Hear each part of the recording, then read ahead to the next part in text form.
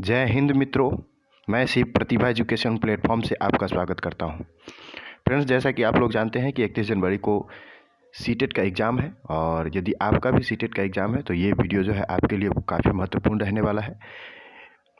Friends, अभी तक हम लोगों ने जो है इस वीडियो श्रृंखला कड़ी के लगभग 4 पार्ट कंप्लीट कर लिए हैं और ये जो है 5वां पार्ट है और इसमें जो है बाल विकास एवं शिक्षा शास्त्र से संबंधित सीटेट में जितने भी इंपॉर्टेंट क्वेश्चन आते हैं उन सारे इंपॉर्टेंट क्वेश्चंस को हम इसमें डिस्कस करेंगे। तो चलिए फ्रेंड्स, बिना समय के बाद शुरू करते हैं आज का ये प्रैक्टिस सेट। तो फ्रेंड्स, सबसे पहले ये कहा गया है कि शरीर में सबसे मजबूत हड्डी का नाम क्या है। तो शरीर में सबसे मजबूत हड्डी का नाम जो है फ्रेंड्स वो मंडिबल है, जो कि जबड़े में रहता है। ये जो है सबसे शरीर में जो है सबसे मजबूत हड्डी है, तो इसे आप ध्यान रख सकते हैं। नवजात शिशु का त्वचा का रंग कैसा होता है। तो हल्का जो है गुलाबी कलर का जो है, जो नए नए बच्चे जन्म लेते हैं नवजात शिशु होते हैं, यानी कि 15 दिन में जो है वो धीरे धीरे अस्थायी रंग प्राप्त करते हैं। तो नवजात शिशु के त्वचा का रंग जो है हल्का गुलाबी होता है। नवजात शिशु कितने घंटे सोता है। तो नवजात शिशु जो होते हैं फ्रेंड्स वो 18 से 20 घंटे के एवरेज में जो है लगभग सोते हैं, तो इसे आप ध्यान रख सकते हैं। बालक का विकास जो है 6 वर्ष तक लगभग कितने प्रतिशत होता है।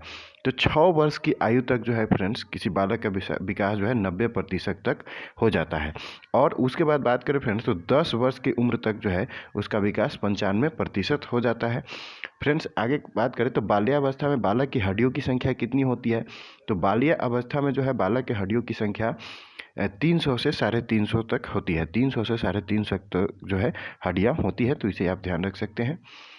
उसके बाद बात करें फ्रेंड्स तो कहा गया है कि निःशुल्क एवं बाल शिक्षा का अधिकार एवं अधिनियम 2009 का विस्तार किस राज्य में हुआ। तो ये जम्मू कश्मीर में हुआ। जम्मू कश्मीर से शुरू हुआ निःशुल्क एवं बाल शिक्षा का अधिकार अधिनियम। शिक्षा का अधिकार अधिनियम 2009 के तहत निजी विद्यालय को यानी कि प्राइवेट स्कूल को कितने प्रतिशत सीट आरक्षित करना अनिवार्य होगा। तो इसके तहत जो है 25% सीट आरक्षित करना अनिवार्य होगा। किस अधिनियम के तहत। तो शिक्षा का अधिकार अधिनियम 2009 के तहत। उसके बाद बात करें फ्रेंड्स तो 12 वर्ष तक के बालक के मस्तिष्क का वजन का भार कितना होता है। तो 12 वर्ष तक के जो बालक होते हैं उसके मस्तिष्क का भार का वजन लगभग 1400 ग्राम होता है, यानी कि 1.4 kg ऐसे मान सकते हैं। उसके बाद बात कर रहा है फ्रेंड्स कि मनुष्य के शरीर में कुल हड्डियों की संख्या क्या होती है। तो 206 से लेकर 350 तक जो है एवरेज मनुष्य के शरीर में कुल हड्डियां होती हैं। बालक के विकास की कैसी दिशा होती है। तो सिर से पैरों की ओर, यानी कि माथा मस्तिष्क से लेकर पैरों की ओर जो है बालक के विकास की जो है दिशा होती है। फ्रेंड्स, बात करें तो कहा जा रहा है कि विश्लेषणात्मक मनोविज्ञान के जनक कौन है। तो सिगमंड फ्रायड जो है ये विश्लेषणात्मक मनोविज्ञान के जनक है। कौन है। Sigmund Freud. उसके बाद कहा जा रहा है कि तूफान की अवस्था किसे कहा जाता है। तो किशोरा अवस्था को जो है फ्रेंड्स इसे तूफान की अवस्था कहा जाता है। किशोरा अवस्था को तूफान की अवस्था कहा जाता है। उसके बाद बात करें फ्रेंड्स तो आगे कहा गया है कि मूल प्रवृत्ति का सिद्धांत किशोरावस्था को तूफान का अवस्था किसने कहा। तो ये कहने वाले जो मनोवैज्ञानिक है इनका नाम है स्टेनले हॉल। और स्टेनले हॉल ये ऐसे मनोवैज्ञानिक है जिन्होंने जो है किशोर अवस्था को तूफान की अवस्था कहा था। फ्रेंड्स, आगे पूछा गया है कि मूल प्रवृत्ति का सिद्धांत किसने दिया। तो मूल प्रवृत्ति के सिद्धांत की बात करें तो ये मैकडूगल ने दिया। किसने दिया। मैकडूगल ने मूल प्रवृत्ति का सिद्धांत दिया। आगे कहा जा रहा है कि संवेग क्या है। तो मन के उत्तेजित दशा को संवेग कहते हैं, जिसमें क्रोध और खुशी ये सब शामिल होते हैं। तो इसे जो है हम संवेग कहते हैं, मन के उत्तेजित दशा को। आगे कहा गया है कि व्यक्तित्व का स्व सिद्धांत किसने दिया। तो व्यक्तित्व का स्व सिद्धांत जो है कार्ल रोजर्स ने दिया। किसने दिया। कार्ल रोजर्स ने जो है फ्रेंड्स व्यक्तित्व का स्व सिद्धांत दिया। सीखने का नियम किसने दिया। तो सीखने का नियम जो है फ्रेंड्स ये थार्नडाइक महोदय ने दिया। किसने दिया। थार्नडाइक महोदय ने जो है फ्रेंड्स ये सीखने का नियम दिया। जीन पियाजे द्वारा रचित पुस्तक। तो जीन पियाजे द्वारा जो लिखी गई पुस्तक है उसका नाम है the language and thought of the child. The language and thought of the child जो पुस्तक है वो जीन पियाजे द्वारा लिखी गई है। जीन पियाजे द्वारा संज्ञानात्मक विकास को ध्यान में रखते हुए बच्चे की कितनी अवस्था बताई। तो जीन पियाजे ने संज्ञानात्मक विकास को ध्यान में रखते हुए बच्चों की जो है 4 अवस्था बताई।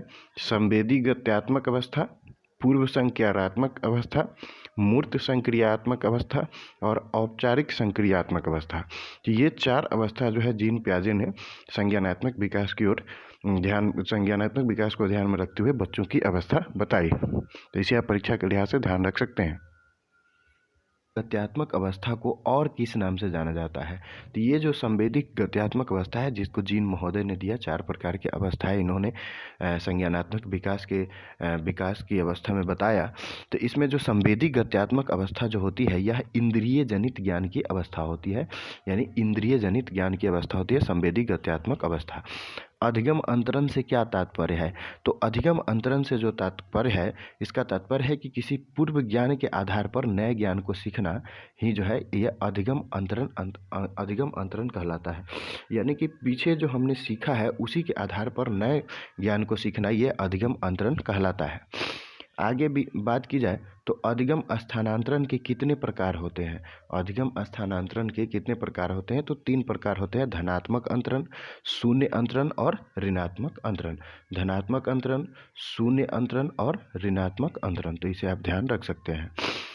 फ्रेंड्स, आगे कहा गया है कि धनात्मक अंतरण कितने प्रकार के होते हैं? तो धनात्मक अंतरण जो है वो 3 प्रकार के होते हैं। धनात्मक अंतरण 3 प्रकार के होते हैं। आगे कहा गया है कि गणित संबंधी विधि को क्या कहा जाता है?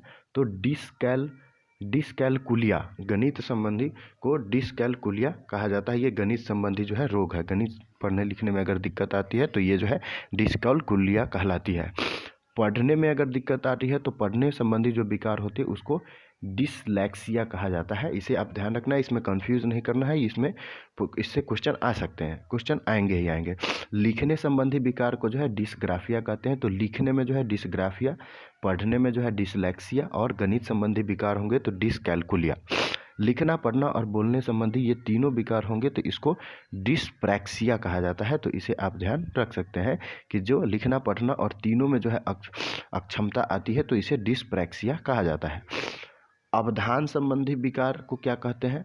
तो ADHD यानी कि अटेंशन डिफिसिट डिसऑर्डर, ये जो है अवधान संबंधी विकार को कहते हैं। विशिष्ट बालक कौन होते हैं? तो जो सामान्य बालकों से अलग तरीके के होते हैं, अलग प्रकार के होते हैं, उसे हम विशिष्ट बालक कहते हैं। विशिष्ट बालक में जो है इसमें कौन कौन से बालक आते हैं? तो प्रतिभाशाली बालक, पिछड़े बालक, सृजनशील बालक, दिव्यांग बालक, सृजनशील बालक। तो इसमें जो है दोनों प्रकार के बालक शामिल हैं। वे बालक जो एकदम सबसे पिछड़े हुए हैं और जो दिव्यांग है या सृजनशील बालक या प्रतिभाशील बालक, ये सब बालक जो है ये विशिष्ट बालकों के श्रेणी में शामिल होते हैं। समावेशी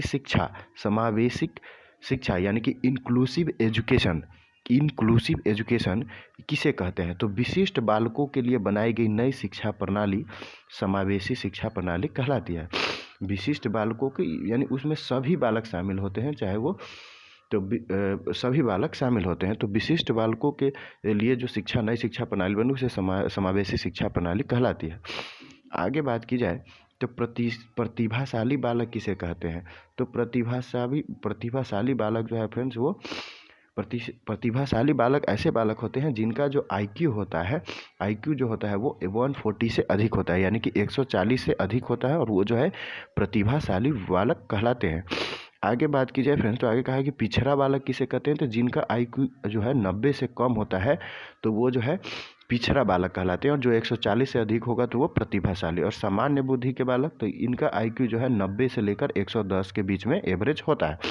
तो 90 से 110 के बीच में एवरेज जो है जिनका IQ होता है वो सामान्य बुद्धि के बालक कहलाते हैं। उसके बाद कहा गया कि सृजनशील बालक किसे कहते हैं? तो ऐसे बालक जिनमें कुछ नया करने की क्षमता हो तो उसे जो है सृजनशील बालक कहा जाता है। आगे कहा जाए तो गिलफोर्ड ने सृजनशीलता के 4 तत्व बताए हैं। तो वो सृजनशीलता के 4 तत्व कौन कौन से हैं? तो लोचशीलता, मौलिकता, अपसारीशीलता और केंद्राभिमुख, ये जो है सृजनशीलता के 4 तत्व है। और गिलफोर्ड ने जो है सृजनशीलता के ये 4 तत्व बताए हैं, लोचशीलता, मौलिकता, अपसारीशीलता और केंद्राभिमुख। तो वैज्ञानिक गुड ने, अब ये कि गुड महोदय है, इन्होंने जो है सृजनशीलता के कितने प्रकार बताए हैं? तो 5 तत्व जो है इन्होंने बताए हैं। तो गिलफोर्ड महोदय ने 4 बताए जबकि गुड महोदय ने जो है 5 बताए हैं। तो इसे आप परीक्षा के लिहाज से ध्यान रख सकते हैं। इस वीडियो में इतना ही, मिलते हैं अगले वीडियो में। वीडियो अच्छा लगा हो तो लाइक शेयर सब्सक्राइब करना ना भूलें। धन्यवाद।